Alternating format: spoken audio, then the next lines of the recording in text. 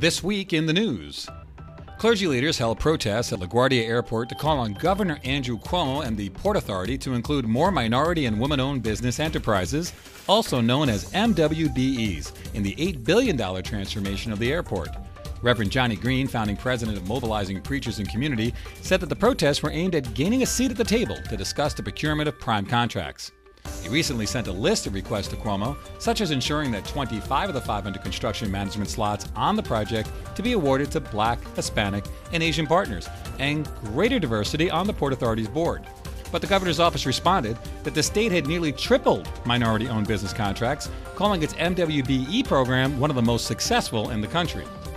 In other news, City Controller Scott Stringer released a study on the New York City's bus system that found that the city buses are the slowest in the nation among large cities.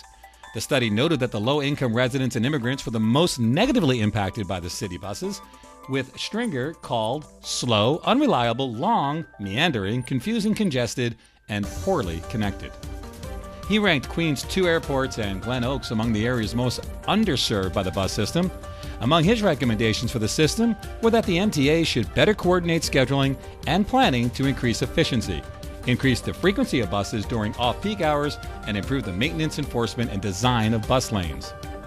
And the Queens Tribune ran a special section this week in anticipation of its annual Healthcare Heroes Award, which will be held on December 5th at Douglason Manor. In the section, the Queens Tribune staff spoke with local medical experts on the state of healthcare in New York. The section also included profiles of 3 honorees for the awards events, including Dr. David Reich, President and Chief Operating Officer of the Mount Sinai Hospital and Mount Sinai Queens; Dr. Vico Politi, President and CEO of the New Health System; and Melissa Powell, Chief Operating Officer at the Allure Group. And those are the top stories this week in Queens.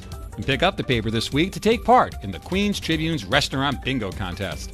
Prizes include theater tickets, dinner gift certificates, and a weekend getaway valued at $750.